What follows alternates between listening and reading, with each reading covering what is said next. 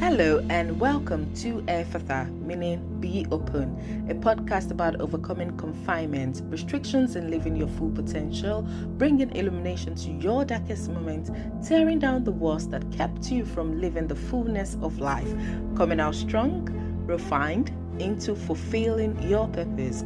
My name is Kehinde Adegoke, otherwise known as Kenny Crown. I am the light of the world who He saved to save, and every fortnight we will be sharing stories, advice, quotes, and tips to help in the transition. So up in and let's rock the boat together.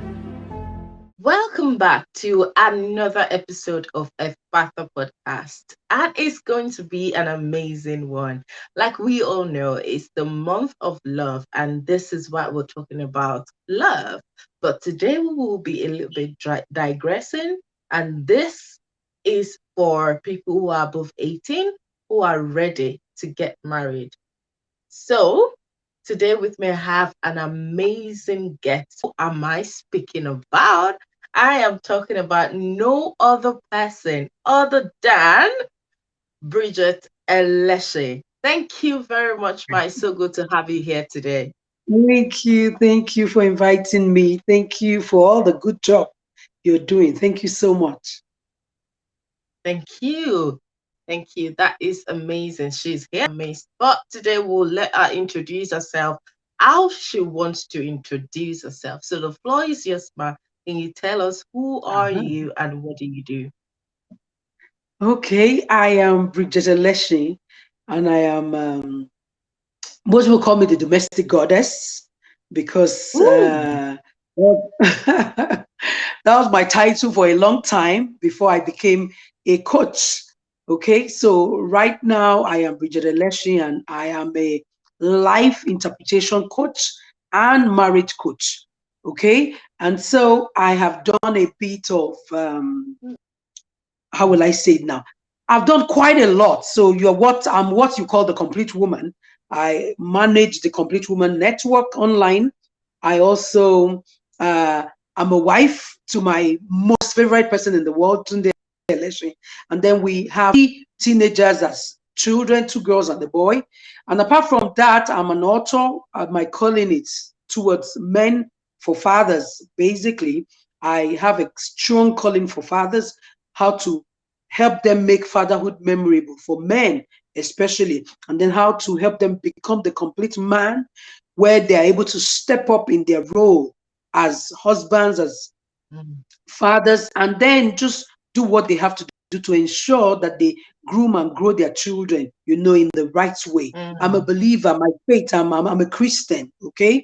And I'm not ashamed to let people know that everything I do is from the place of faith. I believe so much in God, and He has saved me, rescued me, and helped me so much that even in my marriage of over 18 years, I'll be 19 years in my marriage this year, and it's been God all the way. amazing. So for me, most times when you tell me introduce yourself, I'm just like, oh, what do I say? Because I'm like the onion, you peel this part, you see something else, you peel this part. So there's so much to me that Mm, most times I can't introduce myself the way people expect. But basically, people call me Coach Bridget, family life coach or family life practitioner. I'm also a John Maxwell certified coach. So I didn't just do coaching because I felt like doing coaching. I have all the skills, including neuro linguistic programming skills and so many other skills to do what I am doing today. So that's me in a nutshell. wow, wow. You see, we have brought in someone special in today that will help us with today's topic. Remember, she spoke about relationships. So she's going to help us interpret what this means. So that leads us to today's topic. Should we enjoy marriage or endure it? Like we all know, this is a Father podcast, and this is where we propel you to action from confinement into living a fulfilled life. So, today, looking at this topic, we can realize that some marriages are going through confinement, which means that they're just enduring it. And some are enjoying it. Outcome is not just equal. That is what we're going to speak about today. So, ma'am, can you please tell us how or what is the definition of people enduring marriage? Okay. Let me put it this way. First of all, as a person of faith, marriage is a good thing. God instituted marriage, and it's meant for your promotion, meant for your pleasure. It's also meant for procreation, because it's Mm, through the family that there is reproduction, and then we keep the human beings, alive, and we keep having children to glorify God at the end of the day. mm, So basically, when you get married, you're getting married for a purpose. Marriage is for a purpose. I come, my husband comes, and we have a purpose that is team centered. Yes, you might have what you're doing before you got married. He has what he's doing before you got married, but you can't marry just anybody, because you must know where you are going to. You must know who you are. You must know everything there is to know about you, to an extent, because you can't know everything. You understand? But know who will help you fulfill purpose. Okay. that's right. And then by the time you get married, first purpose you're fulfilling is the purpose of God, where he said it's not good for man to be alone. And then Mm, God gave the man a woman that is comparable to him. mm, Man now is male, female. Okay. So when I say man, it's also not good for a woman to be alone. Yes, some people that's will right. choose to be alone, but even in being alone is being alone, not being married, but being alone by choice. But God's will Mm, is not good for man to be alone. And when he made man, is man male, man female. Okay. So by the time you say this is a good thing, marriage is a good thing, it's a beautiful thing. So when you get married, yes, there'll be time to endure, because there are stages in marriage, there are seasons, just like you have, overseas, you have spring, you have autumn, you have summer, you have winter. There are seasons like that in marriage. So the first season is both of you getting to know each other. So there are things you will endure. If, for example, you went through courtship and, you told yourself, we're not having sex and things like that. By the time you get into the marriage and first nights, it's time for the bedroom matters for some people, for others. So you will now start seeing your personalities play out. And then when the other person is sleeping, you're snoring. So you start seeing your differences. You start seeing your weaknesses. You start noticing your strengths. So if you just manage all the weaknesses very well, you enter into that stage of enduring, where, oh, if I voice mm, out this person is taking it out on me and things like that. So there are seasons, and you definitely endure. There'll be stages you will endure things, but it becomes terrible when it's enduring all through.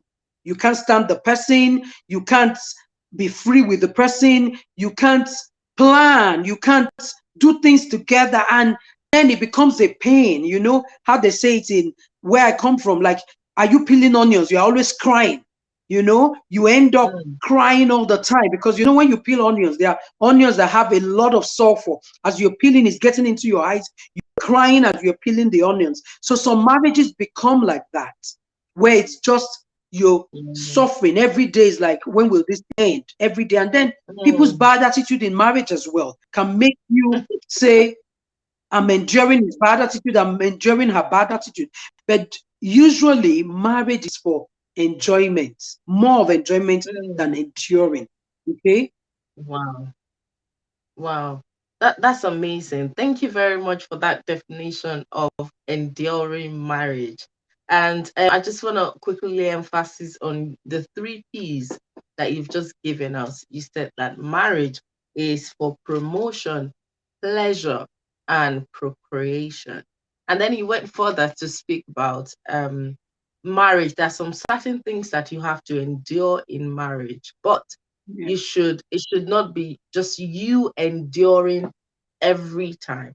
So Yeah. which means that if you're enduring for a long time and there is no change, or what could cause it or lead people to confinement in their marriage. And when I mean confinement, when it gets to the point of I'm just gonna keep quiet about this, and husband and wife start having conflicts in the home, which then lead them to not talking to each other for weeks or days, and Mm. children are not even sure what's going on in the house anymore. Yeah. So it's not a Yeah. pleasant home anymore at that time. It's not a place where you can Mm. raise positive children time, because kids Yeah. see what's going on.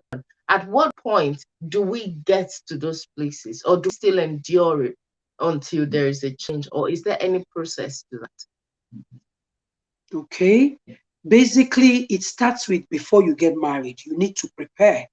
There's nothing like over preparing for marriage, because it said no one wants to build a tower or wants to start a building that will not count the cost. So you getting married, you need to ask yourself, am I getting married because it's the next big thing to do? You must know why you're getting married. There's a purpose for marriage. Like I said, it's promotion. Said he that findeth a wife findeth a good thing and obtains favor. So as a man, you get married, you obtain favor, you're promoted from singlehood to being together. It's one coming together to become one. Okay, so you must understand the purpose of marriage and know who you're getting married to. So it starts with self-discovery of yourself. How do I know myself to know that marriage is for me? Because some people are just interested in the idea of marriage. They're not ready to do the work. So you getting married is you knowing yourself first and telling yourself, I need to know me, know my strength, know my weaknesses, and know who will complement me. So by the time you see someone around you, let's say you both of us are female, and okay, our husband, whoever comes around, you will see. So, okay, does this person fit the idea of the man I want to spend the rest of my life with? Because marriage is a lifetime commitment. It's not something to say, oh, for better, for stay, for worse, for go. You have to understand that it's for better, for stay, for worse, for stay. The only time I tell people you have challenges with staying is you're not divorcing, you separate when your life is in danger. Because the covenant of life is greater than the covenant of marriage. It's the person that is alive that will be married. Okay? Right. So understand that you have your role to play and your spouse has his or her role to play.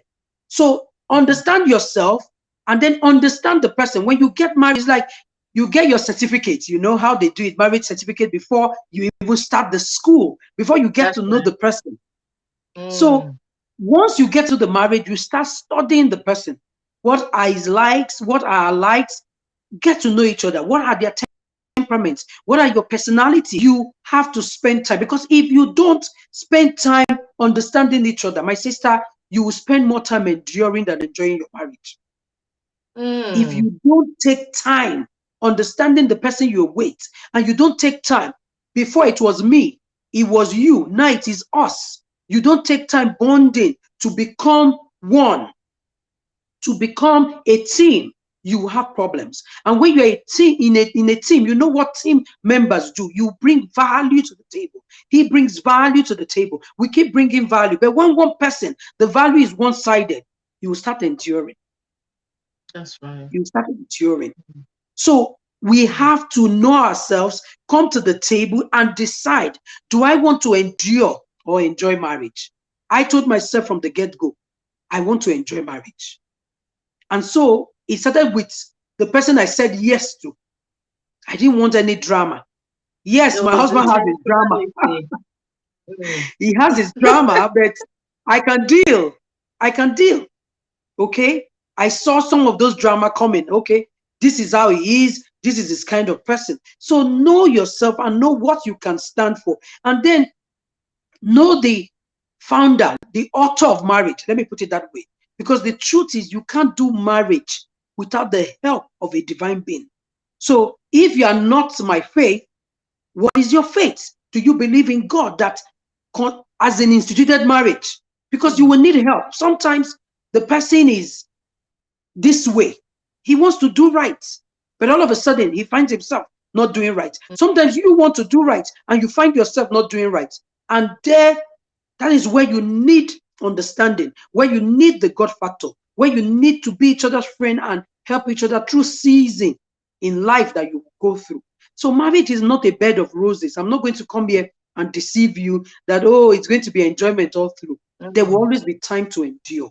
But if you work as a team and you have your personal blueprints as a family, you'll be able to navigate those turbulent seasons or challenging seasons. And instead of enduring in quotes where it becomes painful, you endure and you are joyful even in endurance. Wow. Wow. Thank you so much, man. That is amazing. That's amazing. Wow. It starts with self-discovery. Discover yourself first. Be aware of yourself. The motive. What is the motive behind you going into the marriage? What did you foresee for yourself in the marriage? How are you prepared for it? And like you said, there is no over preparation when it comes to marriage, because any exam could come your way. How do you tend to tackle those exams that comes your way if you're not prepared or properly prepared for it? Oh, that's amazing. That's sound.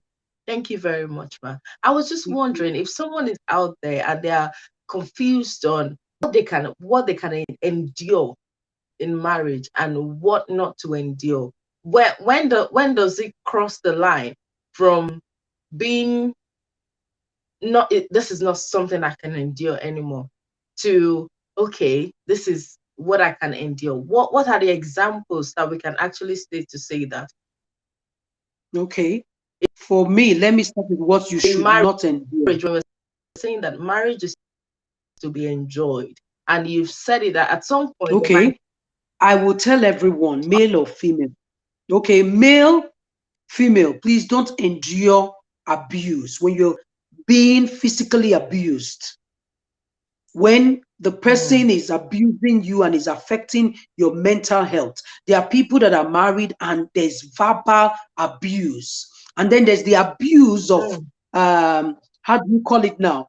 It's abuse. We call it malice here in Nigeria most times, malice, but it's stonewalling. Abuse of stonewalling, where the person you are in a house with your husband or your wife and no conversation, no communication. Communication is the lifeblood of a relationship. So if the person is not talking to you, then you are just like a piece of furniture. That will be abuse, especially depending on your temperament. Stonewalling is emotional abuse. It's so wrong. So those are things you should not endure. Don't endure physical abuse when the person starts hitting you physically and causing you bodily damage. Please don't endure that. Get help. Separate. I'm not saying divorce. Separate and let the person get help. The person is coming from somewhere. Probably he saw his parents or people being abused, and so he has taken that. And women abuse too. So I have seen men that women have abused and even killed. So abuse goes both ways. Abuse is not the face of a man. It's both sexes, male and female. So women abuse, and women are common with verbal abuse. Very, very common. Right. We run our mouths and we just, you can reduce a man to nothing with your mouth. That's right. So we must be very careful. I tell every woman when I coach and train in some of my programs, I said, every man in him is a king and a fool. It depends on what you are calling out. If you call out a fool, he will treat you the way a fool would treat someone. If you call out the king in him, what will happen? He will treat you like a queen. Except there's something mentally wrong with the man. Because there are some men that will malfunction no matter how you treat them. Just as some women will malfunction no matter how you treat them. So it depends on where people are coming from. But please don't abuse, don't endure abuse. We've seen people die as a result of domestic violence, physical abuse. We've seen people lose their self-esteem as a result of verbal abuse, where they see nothing good in themselves, where every time their spouse, all they say is you are good for nothing and curse them out every day. You shouldn't abuse that. You shouldn't take abuse. I'm not saying divorce. You need to talk to the person. We need help. We need counseling. And if the person is not ready and you know it's affecting your mental health, it's affecting your physical health, please separate until you both get help. So don't endure abuse of any kind. And then don't have, when it comes to hitting you, trying to strangle you, those are physical abuse. please don't endure it. The things you can endure are you're going through a challenging time. There's not enough money at home. Both of you will think together. You can endure those rough patches. You can endure waiting when the children, the babies are not coming on time. You can endure that because you are in this together. Oh, you've been married for some time, the babies are not coming. Go and do medical tests. Go through together, not the woman, oh, it's your fault. Some men will say, oh, I impregnated a girl when I was in secondary school and university. Please, please. Most time it's our problem. We're waiting, the babies are not coming. After 2-3 years with having unprotected sex, go to the hospital and go check. Let the man check, let the woman check. So you can endure waiting. You can endure, what else again? There are other things like, how will I say it now? How you live life day by day. Things are not working as you want. Maybe you're coming from a very rich home, your husband, or let's say your husband is not as rich as your parents.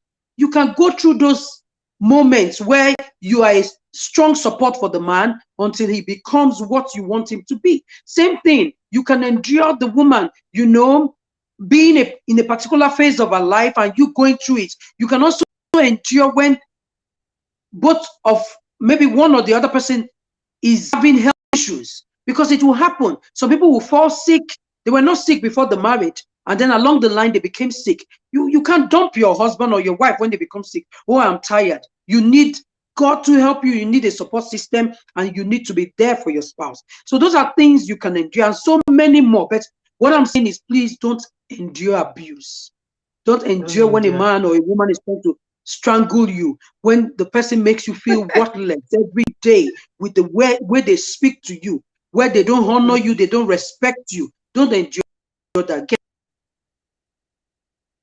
Thank you very much. We've just heard that there are some things that you can endure in marriage, and there are some things that you should not endure. And when it comes to those things that you should not enjoy, that is the place of confinement. You can't be covering up or be pushed into a funnel or into a jail because of an abuse. You know, because abuse has a way of affecting your physical and your psychological being. Because at the end, realize that you might be outside, you can't stand in front of a lot of people because you've been talked down, because your spouse has done some things to you, and now you're seeing you're lesser than who you should be. So Coach Bridget is telling us today that you need to get help. Don't stay in there. Don't stay confined. Don't say you're covering it up. It's time to get help. And right now, these days, we now have like Christian coaches, in case you're a Christian and you don't want people to start saying, oh, but they're Christians, this and that. If you're a pastor's wife, pastor yourself. If you're a worker, if you're a Christian, there are Christian coaches out there who can help you, who can support you, who can hold your hands, you know, and your pastor, of course, is there. They can also support you. And if you're not in faith, you can as well get support where needed. Marriage is to be not endured. So, ma'am, can you tell us what is the definition for enjoyment in marriage? Oh, I call myself the enjoyment mama. Okay, I love. Yes. What you call the enjoyment minister. Yeah. So it's you bringing, yes, it's you making sure that your marriage is not a routine, and even if it's a routine, make it fun. Make it fun. Have Yes, make marriage fun. It depends on your temperament and that of your spouse. I am totally outgoing. I'm an extrovert. My husband is an introvert. So we rub off on each other in the right way. So there are things I will say, no, this has to be part of our family life. And so you agree what will make your marriage beautiful. Date nights. Because our marriage does not mean I stop dating my spouse. We must incorporate date night into it. And you can do it once a week or do it once a month. We've chosen to do ours most times once a month, where the 14th of every month is our date night, because we got married on the 14th of June. And so every 14th becomes our our wedding anniversary. So every month we have monthly anniversary. Beautiful. So yeah, so that is us saying we are investing in ourselves. We want to enjoy this marriage more than we want to endure it. So date night is not compulsory you go out, but what is necessary is both of you sitting together, celebrating each other, and then if you want to go out, you can go out. But just talk about yourselves. Ask yourselves how far you've come. There's a game myself and my husband play, and we call it 5 by 5. It's a communication and connect game. So I tell him 5 things I like about him and 5 things I don't like. So that becomes like our feedback time. These are the 5 things I like about you. And I won't say, I love the way you smile. No. When did you smile? Yes. When did you smile? And it's gladdened my heart. You give the instance where he made you smile. Oh, I love the way you take care of the children. What did you do to the children that you loved? So you say, oh, I love the way you took this person for basketball game, or I love the way you were there to help the person with the assignment. You give the instances so that that behavior can be reinforced, can be done again, and can be rewarded. So then you now say, these are the things I don't like. We're talking about date night now. One of the big factors that will help you enjoy your marriage. You will get to know each other as you spend time with each other. And then bonding in every way, making sure that we're intimate in every way. Physical intimacy, we have, how do you call it now, spiritual intimacy, spending time to pray together, to read the word of God and to meditate. Sometimes we fast. All of those things will help us enjoy our marriage better. Because like I tell people, even if you are not a person of my faith, you praying with your wife, inviting the divine into your marriage will strengthen your marriage, will help your marriage, and it will divorce-proof your marriage. People that pray together, it's very hard for them to say they are getting a divorce, because as they are praying, God is knitting their heart together. God is helping them together. So when people say, oh, I'm a pastor and co, believe you me, I'm saying this truthfully because I've seen a lot of pastors that don't even pray with their wives. They don't take time to pray together. You pray as a congregation.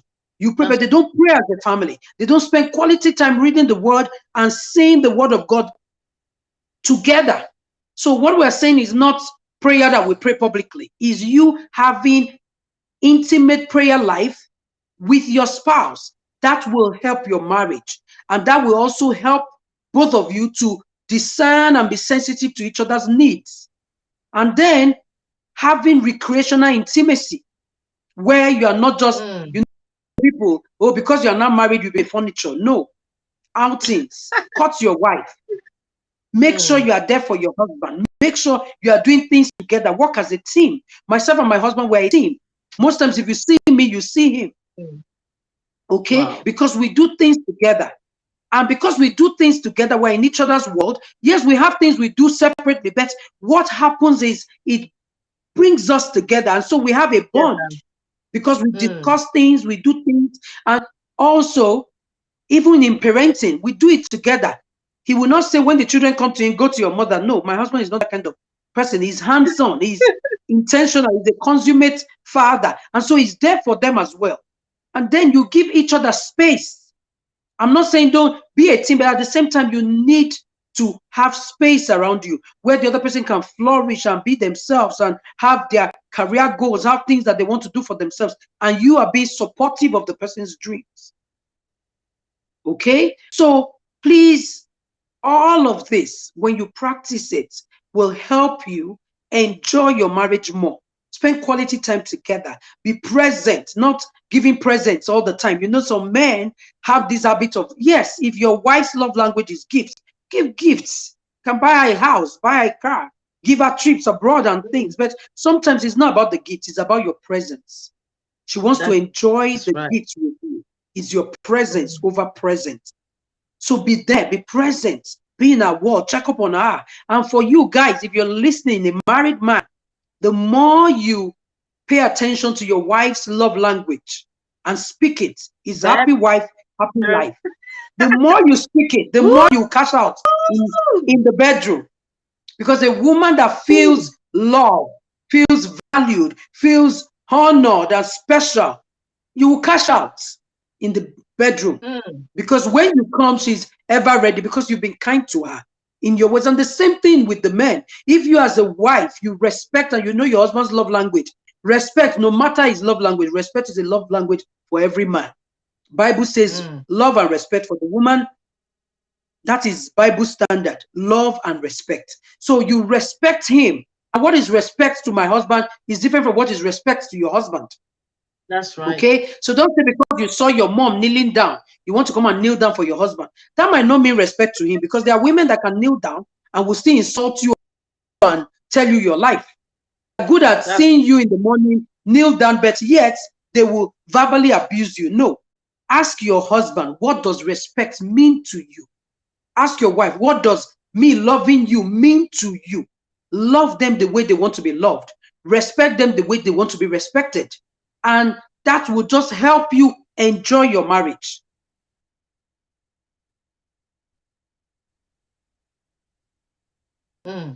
Wow. I feel like you should not stop. Wow, thank you so much, man. Thank you so much, man.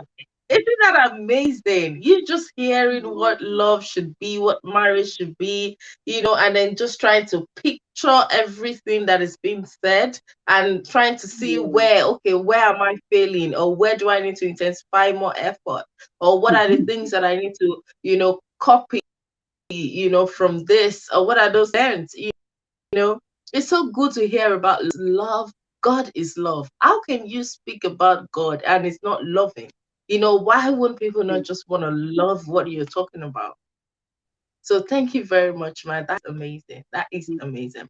So now I'm just going to ask this, that now we understand what enjoyment means and what enduring means. And we can see between the line, we can read between the line. There is a different tone for the two of them. When you were speaking about enduring, it feels like you have a tone for that.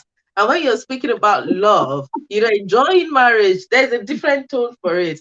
So let me just ask now, that for anyone who is going through a divorce right now, or who does not even see this aspect of enjoying marriage that you've just now, it feels like, oh my God, this feels like too expensive for my marriage right now. My marriage is not even experiencing half of what you've spoken about enjoying marriage.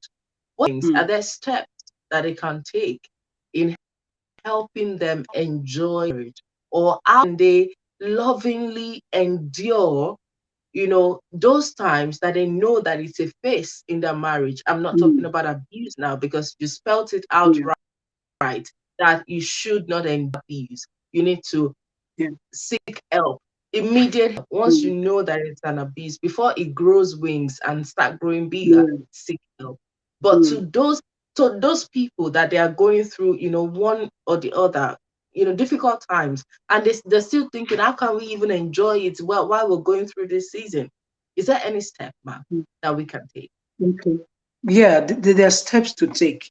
And first of all is sit down and ask yourself. You need to have conversations.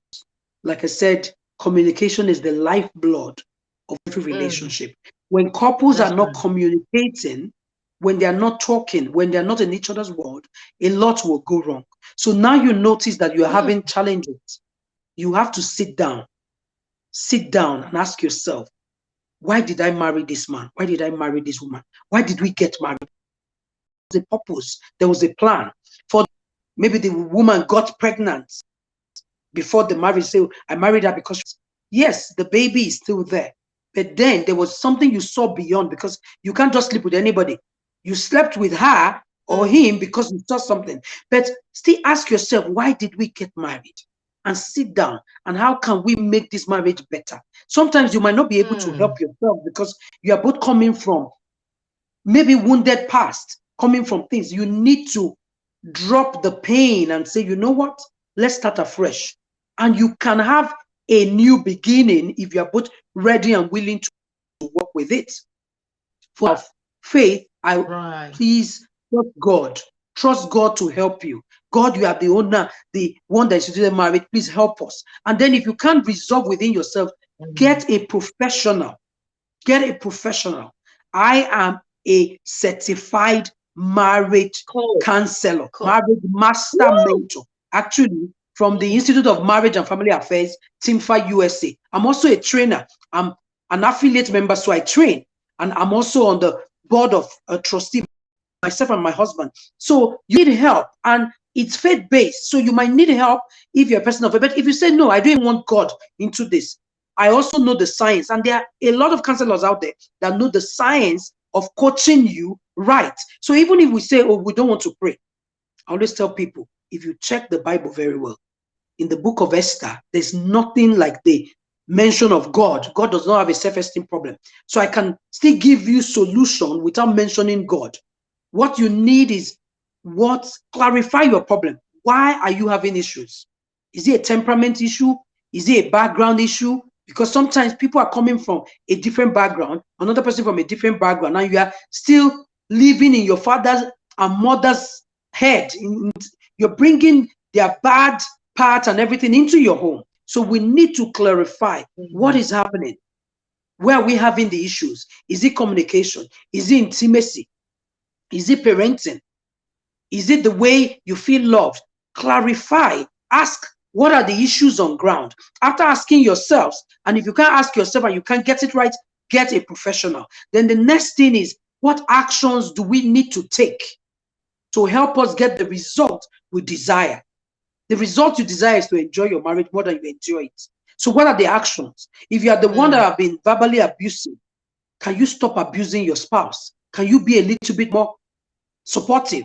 If you are the one that has been, nasty in any way, can you stop your nastiness? What are the things making you react to your spouse that way? What are the things that you are doing that are wrong? Look at yourselves, X-ray. Look at yourselves properly and check. Once you clarify what the issues are, you take action to say, okay, these are the things that we've done in the past that didn't serve us right. Can we do this now? Can we do this? Can we start taking actions and move towards the result you want? Name your end result. Your end result is to enjoy your marriage more than you enjoy it. Your end result, maybe if it's somebody that is going through financial crisis, is to have good financial management. Your end result is to parent better. Your end result is, to be friends with each other. And friendship is intentional. So you need to agree. Say a man that wants friends must first show himself friendly. You need to be friendly. You need to speak up. You need to talk. A friend loves at all times. Person is being nasty, you are loving him or her. So you need to look at your end result and work towards it. When you start doing that, you will see that, hey, you're best of friends. Hey, you're doing well. And if you can't do it yourself, please get help. You might need to pay. Some people will probably coach you for free, but if you want people that will coach you for a long time, please pay for their services, because it takes time to help you with your marriage issues. What you guys got yourself into in 15 years, a coach cannot resolve it in 15 minutes or even in 15 hours sometimes. Okay? So you might need to pay for a coach that will help you do probably an assessment of what is going through, what you both are going through, know your temperament or your personality, know your love languages, know everything that will help him or her understand your personalities and then be able to resolve the issues that you have. So it's possible. You can move from enduring to enjoyment if you are both ready to do the work. Wow. Can you hear that? You can move from enduring to enjoying. So enduring is not the last bus stop. It's not even part of our thoughts right now. We are liberating from enduring to enjoying, because that's what we want to do. We've been given everything in this world. God knows what He saw in Adam. He saw how Adam was alone. That's why He gave him Eve. So there's a reason for that, reason for companion. There's a reason why God had to leave heaven to come downstairs, to come and, commune with them in the cool of the day. It means that fellowshipping, relationship is one of the major beats of God. And the same thing applies to you as well. You want to spouse that loves you unconditionally. You want to see that love being expressed to you the same way that you are also required to express your love to your spouse. Yeah. So no more confinement, no more staying there saying, oh, we're just enjoying it. Some people, when you ask them, how is marriage life? Marriage life is just there, But from the sound of what they're saying, you know that no, there is definitely something there. But I know some people will say that because of our time, I'm just going to quickly ask you, is this Okay. true to say that the more you grow older, the more you feel less loved by your partner? Is that right, or is that a myth? No, it's a myth because for me now, this is 19 years going. June will be 19 years this year. I feel more loved now than Woo! when we started. Yeah, I feel more loved because Wow. when we started, my temperament, where I was coming from, my home environment, I'm the first of 8 children. My husband is the fourth of 5. So, to an Wow. extent, if you see both of us, yeah. So, we had to actually do a lot of work to get to where we are now. So, the first few years was not as enjoyable. Yes, we did some, we were still doing our monthly days. We had some habits that were helping us, but we had a lot of clashes, especially personality clashes. Okay. Mm, And so it was not, I mm, wasn't enjoying it as much. We had to ask for help. And then we finally got mm, a marriage mentor. So we have marriage mentor now that are married. They are also a team, and both of them are mentors, and they give us time. We mm, talk and stuff like that. So what am I saying? My marriage now, like they say, fine wine, gets sweeter with age. That's what it's been for me. And the that's Bible says right. the path of the just shines brighter and brighter. So you can never have a better yesterday where you feel, oh, Wow. yesterday I was better loved. No, every day is better than the previous day. So Ooh. my love for my Mm, husband has grown better, is growing better like fine wine. It's getting better and better. And mm, that's how God is. God is love. And because we have the love of Christ, shed abroad in our hearts, we share that love, we show that love, mm. and it gets better every day. So what I had yesterday is not enough. What I have today is better than what was yesterday. It's So it's a better. myth And for what you you to are say what expecting was. for No, tomorrow. Mm. it's better than Wow. today. Wow. Wow.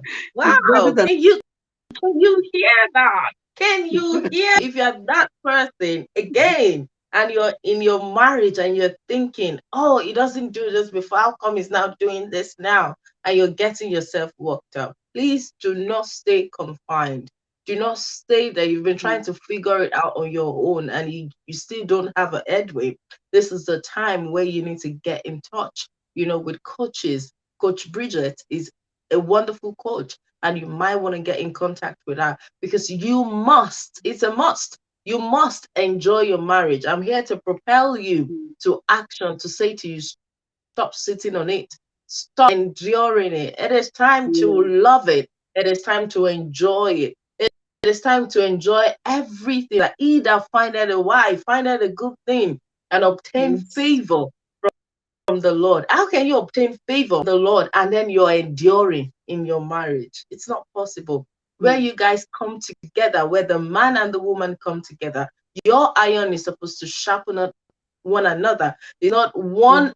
one iron should cut the other one. No, the Mm. iron is not supposed to cut each other down. It's to sharpen another, to make it better, to make it.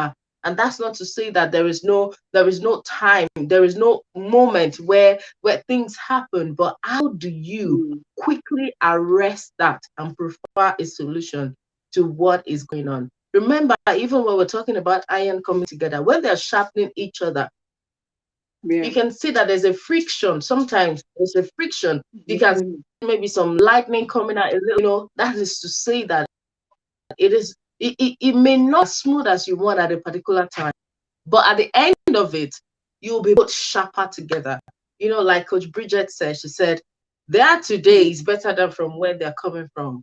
And their Yeah. tomorrow is even better than what they're seeing today right now. It's because they keep sharpening themselves. So don't endure it. Love it. That is Mm. what God intend for you. And because it's the love month, yes, love it. Maybe you can even start this month, start loving it. start doing those things that you know that you've not done. Coach Bridget has been very generous to us today, insight with us today. So you might want to pick out some things and try them out and see if it works. And if it doesn't, please get in touch with her. So, Coach Bridget, have you got a last word for us? Okay. Please understand that marriage is hard work and it takes two to make it work.